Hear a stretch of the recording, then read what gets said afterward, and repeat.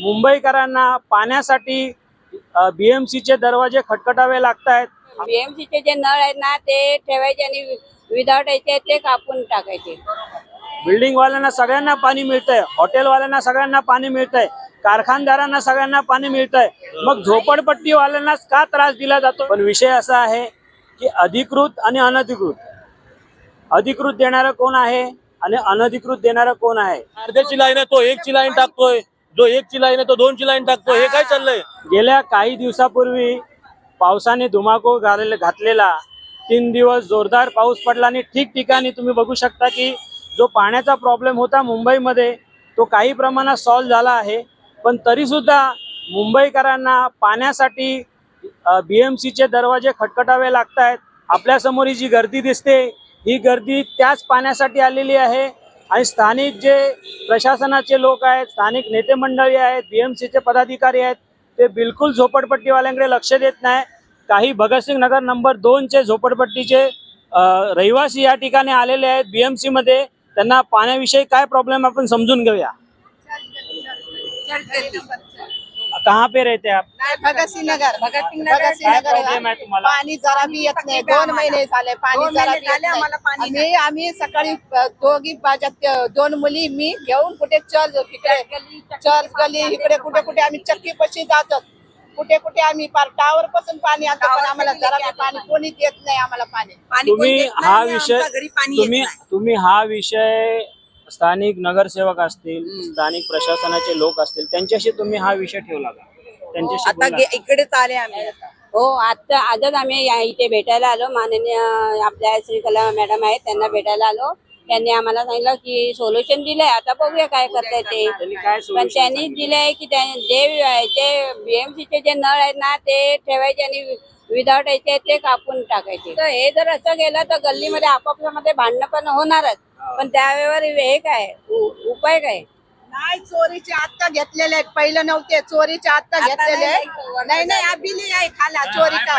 विषय असा आहे की स्थानिक लोकांचं पण म्हणणं आहे आणि स्थानिक जे नगरसेविका श्रीकला पिल्ले यांच्याशी या नागरिकांनी रहिवाशांनी भेट घेतली।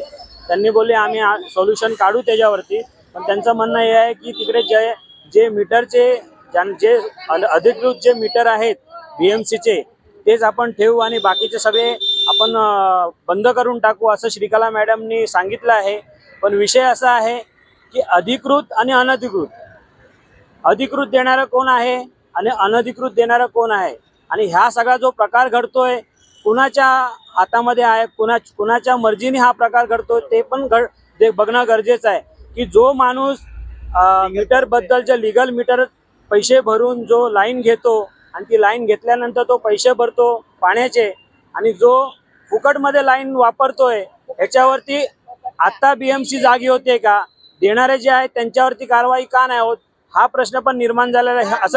असं स्थानिक लोकांचं म्हणणं आहे की जर चोरीच्या लाईन या ठिकाणी आल्या आणि चोरीच्या लाईन लोकांनी घेतल्या, त्या कुणाच्या मर्जीने घेण्यात आलेल्या आहे ते पण शोधणं गरजेचं आहे। आता श्रीकला मॅडम ज्या वॉर्ड क्रमांक 57च्या नगरसेविका आहेत त्यांनी या स्थानिक लोकांना आश्वासन दिलेलं आहे। किती दिवसाचं तुम्हाला आश्वासन दिलंय?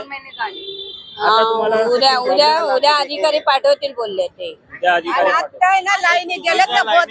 पण आपल्या इकडचेच आहे, कोण लांबचे कोणी नाही, कोणीच नाहीये। आजूबाजूच्या इकडे तिकडे आपल्या एरियातलेच आहे, लांबचे पण नाही आहेत। आणि हे का घेतात, कशामुळे घेतात? यांना एवढी डेअरिंग एवढी ताकद येते कुठून?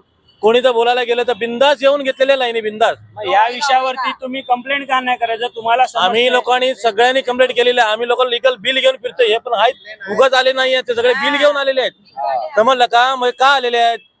का आलेले आहेत? जे एक अर्ध्याची लाईन आहे तो एकची लाईन टाकतोय, जो एकची लाईन आहे तो दोनची लाईन टाकतोय, हे काय चाललंय? आम्ही पैसे भरून सुद्धा आम्हाला एवढं कमीत कमी वर्ष आम्हाला हा त्रास चालू आहे। स्थानिक लोकांचं म्हणणं हेच आहे, जर आम्ही बिलाचे पैसे भरतो, जर आम्ही पाण्याचे पैसे भरतो, तो साहजिकच आम्हाला पाणी मिळालं पाहिजे आणि आमच्या हक्काचं ते पाणी आहे असं लोकांचं म्हणणं आहे। आणि ज्या इलिगल लाईन आहेत, ज्या अधिकृत नाही आहेत, त्यांच्यावर कारवाई होऊन त्या लाईन पूर्णपणे बंद करण्यात यावा असं स्थानिक लोकांचं म्हणणं आहे. आता आपण बघणार आहोत जसं मॅडमनी जसं आश्वासन दिलंय, श्रीकला मॅडमनी आश्वासन दिलंय की ज्या लाईनी ज्या अधिकृत लाईनी आहेत त्यांनाच आपण ठेवू आणि अनधिकृत लाईन सगळ्याच्या सगळ्या आपण बंद करून टाकू. ही गोष्ट कधीपर्यंत पूर्ण होते त्याच्याकडे आपलं पूर्ण लक्ष लागणार आहे. स्थानिक लोकांच्या म्हणण्याप्रमाणे कारवाई कधी होते त्याकडे आपलं पूर्ण लक्ष राहणार आहे. हा व्हिडिओ जास्तीत जास्त शेअर करा जेणेकरून प्रशासनाला, महापौर मॅडमला, मुख्यमंत्र्यांना आणि या गोष्टीचे जे रिलेटेड जे अधिकारी आहेत त्या सर्वांपर्यंत हा व्हिडिओ गेला पाहिजे आणि त्यांना कळलं पाहिजे की मुंबई सारख्या ठिकाणी जर पाण्याची किल्लत आहे तर मग गावच्या ठिकाणी कशी परिस्थिती असेल. आणि अशी पण गोष्ट नाही की मधल्या काळामध्ये असं होतं की पाण्याचा प्रॉब्लेम होता, पाऊस नव्हता पडलेला, पण या 3 दिवस पावसाने बऱ्यापैकी जे आपले तलाव आहेत ती भरलेली आहेत. त्यामुळे फक्त त्रास झोपडपट्टीवाल्यांना का होतोय? बिल्डिंगवाल्यांना सगळ्यांना पाणी मिळतंय, हॉटेलवाल्यांना सगळ्यांना पाणी मिळतंय, कारखानदारांना सगळ्यांना पाणी मिळतंय, मग झोपडपट्टीवाल्यांनाच का त्रास दिला जातोय? हा स्थानिक नागरिकांचा प्रश्न. हा व्हिडिओ जास्तीत जास्त शेअर करा, व्हिडिओला लाईक करा आणि सोशल मीडियावरील सर्व प्लॅटफॉर्मवर आम्हाला फॉलो करायला विसरू नका. धन्यवाद.